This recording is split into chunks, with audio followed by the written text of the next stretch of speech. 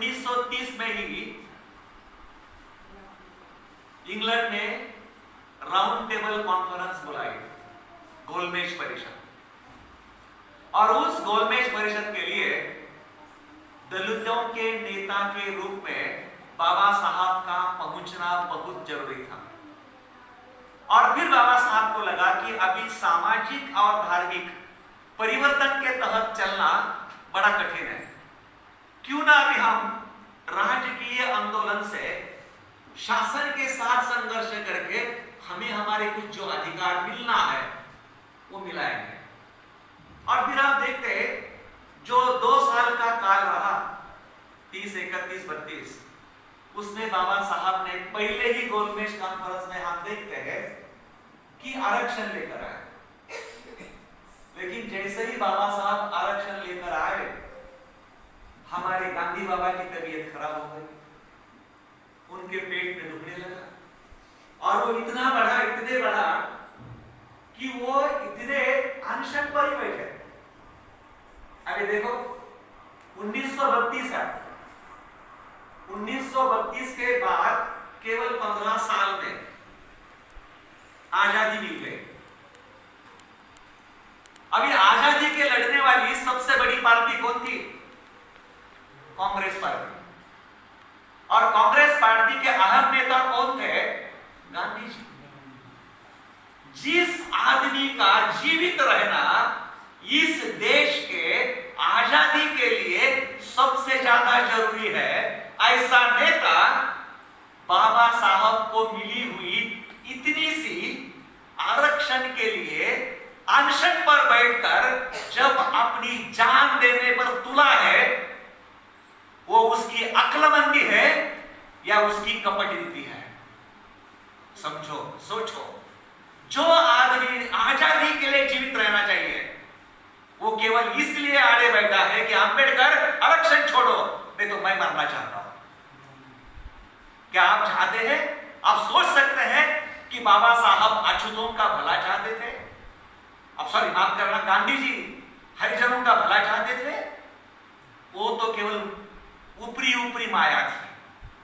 और बाबा साहब को लगा, अरे एक तरफ गांधी और देश, जो गांधी बोलेगा वो देश बोलेगा। और आज अगर ये गांधी मेरे समाज के विकास के रास्ते में एक पत्थर की तरह आ रहा है, तो उस पत्थर से टक्कर देने में आज भी उतनी इतनी ताकत नहीं है, मुझे मेरा रास्ता बदलना पड़ेगा। और फिर देखते हैं हम 13 अक्टूबर 1935 नासिक के एवले जगह पर बाबा साहब आंबेडकर ने ऐलान किया कि मैं हिंदू करके पैदा हुआ, ये मेरे हाथ में नहीं था, लेकिन मैं हिंदू करके मरूंगा नहीं। ये धर्मांतरण की जो घोषणा है, ये मानो बाबा साहब ने एक तरह से हिंदू धर्म को दी हुई नोटिस है। कुछ हद तक परिवर्तन हुआ, कुछ हद तक लोग जाग उठे, लेकिन ज्यादा देर तक वो चला नहीं। फिर से माहौल वैसा ही रहा। फिर बाबा साहब को एक ही था कि मैंने तो कसम खाई है और वो कसम मुझे पूरी करनी है।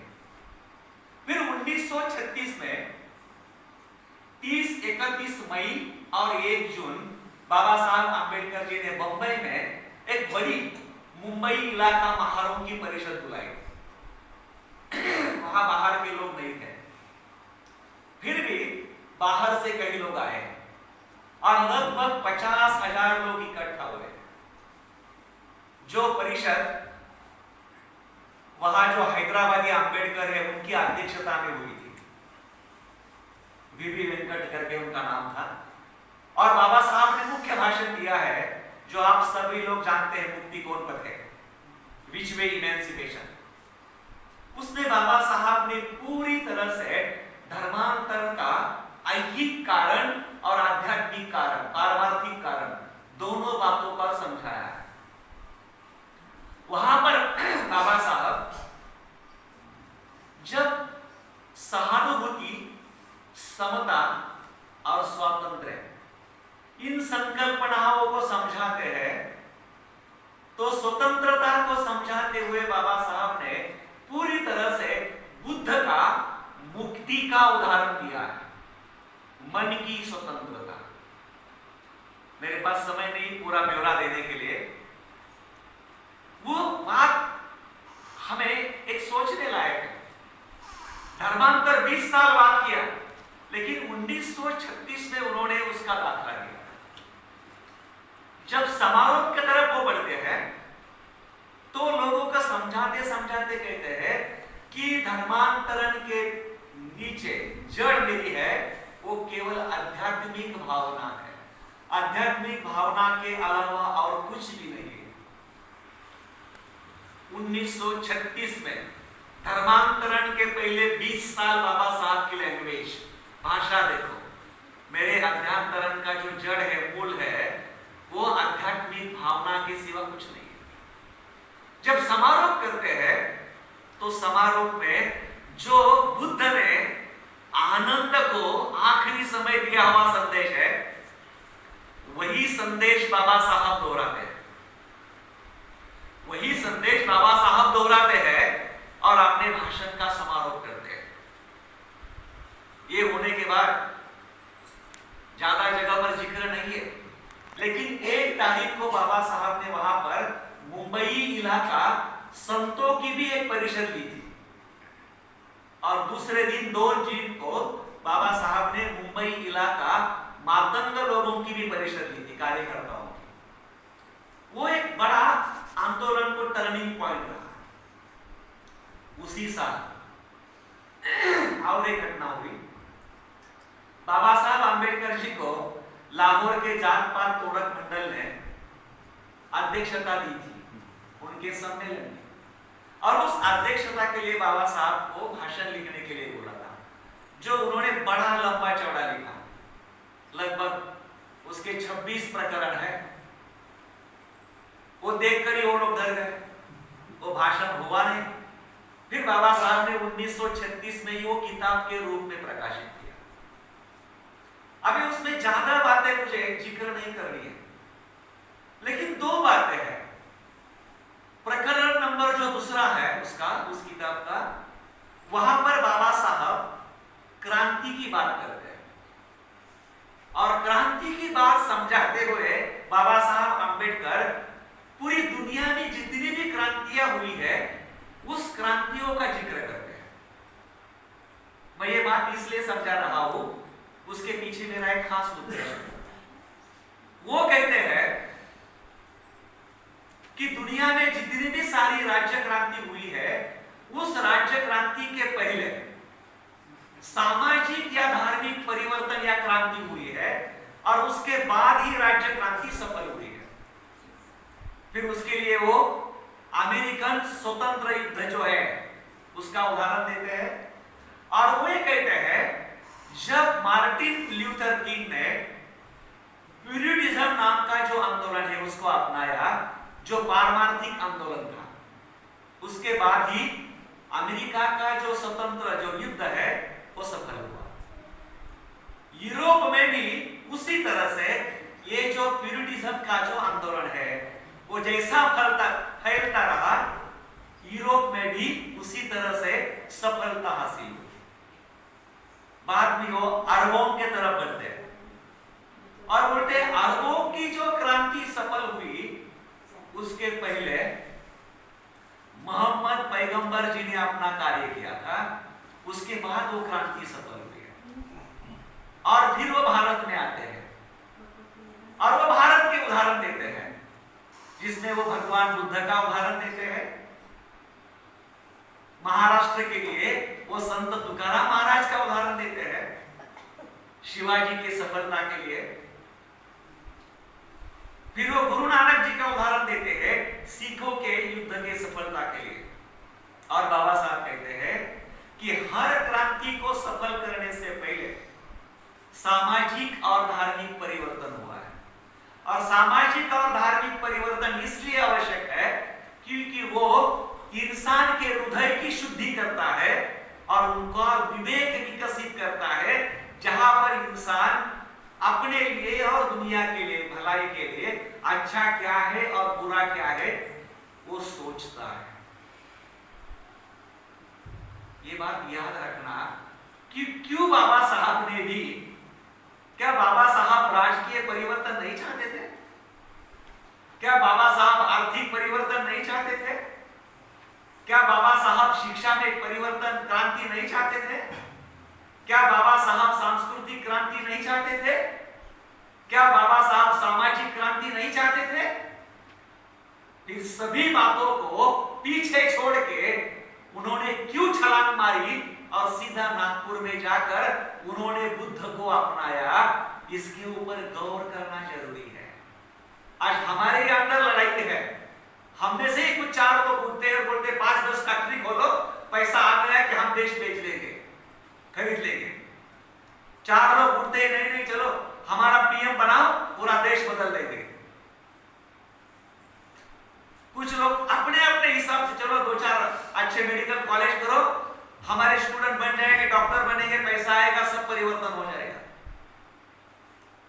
अरे ये सब सही था, बराबर था, तो 68 साल से क्या करके दिखाया है? क्या बनाया हमारा 2-4 मेडिकल कॉलेज, बनाए हमारे 2-4 इंजीनियरिंग कॉलेज, बनाए हमने 5-10 आर्ट कॉलेज, जहां हमारे युवा सीख रहे बाबा साहब का आर्थिक ज्ञान, जहां सीख रहे वो एंथ्रोपोलॉजी, जहां सीख रहे वो सोशियोलॉजी। इतनी अगर हमें हमारे अंदर अकल है, समझ है, तो क्या हुआ उस वादों का, उस ऐलानों का कि जो हम केवल सभा में करते हैं? खैर, उसका जो इसी किताब का 14वां प्रकरण है, जिसमें बाबा साहब जिक्र करते हैं मेरा आदर्श समाज कैसा हो। और वहां पर वो कहते हैं कि मेरा आदर्श समाज स्वातंत्र्य, समता और बंधुता, क्या स्वतंत्रता, समता और भाईचारा, इस पर आधारित हो। ये बात है 1936 की। 36 और 10 46 और 49 के लिए कितने लगते हैं? जब हमारा संविधान 26 नवंबर 1949 को अस्तित्व में आया, तो हम क्या देखते हैं? 36 साल में जो बात बाबा साहब ने जाति उच्छेद के प्रकरण नंबर 14 के पहले पैराग्राफ में लिखी है, वही बात हम 1949 को हमारे संविधान के प्रीएम्बल में देखते हैं। सो बाबा साहब ने बनाया हुआ संविधान बाबा साहब के आदर्श समाज का एक किताब है, एक संविधान है। इस बात को हम कब समझेंगे, कैसे समझेंगे, उसकी जन जागृति हम कैसे करेंगे? कहने लायक बहुत है, लेकिन समय कम है और मुझे मालूम है पूजा है। समारोह की तरफ मैं आपको दौड़ाना चाहता हूं। 1950 से लेकर 56 का जो काल है, वो बाबा साहब के लिए बहुत टेढ़ा मेढ़ा रहा। टेढ़ा मेढ़ा इसलिए, कानून मंत्री थे, हिंदू कोड बिल था, इलेक्शंस थी, उसमें हार हो गई, बाकी की बातें हुई, निराशाजनक स्थिति रही। लेकिन एक बात उनके लिए बहुत प्रेरणादायक थी, और वो है उनका बुद्ध की तरफ आगे बढ़ना। और वो बात हम देखते हैं कि 1950 के मई में बाबा साहब अंबेडकर जी ने एक किताब लिखी थी, भगवान बुद्ध और उनके धम्म का भविष्य, जो वर्ल्ड वाइड फैल गई, क्योंकि वो महाबोधि के अंक में लिखी गई थी। और उसमें बाबा साहब ने अपना पूरा बुद्ध धम्म के बारे में जो संशोधन है वो लिखा है। बुद्ध धर्म की कसौटियां लिखी है, बुद्ध धर्म प्रचार प्रसार के हेतु कुछ उन्होंने उपाय, विकल्प सुलझाए, समझाए, और उससे बाबा साहब बहुत मशहूर हो गए। और उसी के साथ साथ उसी महीने में, मई महीने में, श्रीलंका में एक बौद्धों का बड़ा मेला हुआ। और वहां पर डॉक्टर जेपी मलाल शेखर, जो वर्ल्ड फेलोशिप ऑफ बुद्धिस्ट, विश्व बौद्ध भातृ संघ के संस्थापक अध्यक्ष रहे हैं, उन्होंने बाबा साहब अंबेडकर जी को अबौद्धों के प्रतिनिधि के रूप में इसके उद्घाटन के लिए आमंत्रित किया था। उस समय बाबा साहब लगभग 2 हफ्ते तक लंका में रहे, श्रीलंका में। वहां पर उन्होंने हिस्सा लिया, भाषण दिए, श्रीलंका के दलित युवाओं को भाषण दिए, वहां के बुद्ध विहारों की भेंट की, भिक्षुओं को मिले, वंदना की उन्होंने कैसेट बनाई जो बनाकर वो भारत में लेके आए, और उसका सबसे पहला पूजा किताब बाबा साहब ने पूना से प्रकाशित किया था 1956 में। आज भी आपके doctor Baba Saheb Ambedkar writing and speeches volume number 16 के अपेंडिक्स में है, आप जाकर देख सकते हैं। बाबा साहब की मराठी पूजा किताब है जो सबसे पहली प्रकाशित हुई थी 1956 में। 1951, 52, 53, 54 के तहत बाबा साहब ने बड़े जोर शोर से दिल्ली में, मुंबई में, औरंगाबाद में, अलग अलग जगह में बुद्ध जयंती मनाना शुरू की। और वो बुद्ध जयंती इतनी बड़ी पैमाने में वो मनाते थे। दिल्ली में जो उन्होंने जयंती मनाई, वहां लगभग उस समय 20,000 की तादाद में लोग थे। 13 अलग अलग राष्ट्रों के एम्बेसडर को उन्होंने बुलाया। यानी एक तरफ हम देखते बाबा साहब बुद्ध के तरफ बढ़ रहे हैं। 50, 51, 52, 53, 54 में उन्होंने और एक कदम आगे बढ़ाया, और वो है कि पूना में, महाराष्ट्र के पूना के पास देवरोड करके गांव है, जहां पर वहां के महारों ने महार संतों के लिए एक धर्मशाला बनाई थी, जिसके उद्घाटन के लिए वहां के महार बाबा साहब के पास पहुंचे, और उन्होंने बाबा साहब को विनती की कि आप आकर उसका उद्घाटन करें। बाबा साहब गए वहां, लेकिन बाबा साहब को रंगून में एक कॉन्फ्रेंस के समय जो बुद्ध की संगमरमर की मूर्ति मिली थी, वो उन्होंने अपने हाथों में जाकर वहां बैठाई, और उस धर्मशाला का रूपांतर धर्मांतर के पहले 2 साल उन्होंने देवरोड में किया। और उस समय जब उन्होंने भाषण दिया तो उन्होंने ऐलान किया कि अगर मुझे फुर्सत मिलती है तो महाराष्ट्र के पंढरपुर का जो मंदिर है विठोबा का, वो बुद्ध मंदिर है, ये मैं साबित करके रहूंगा।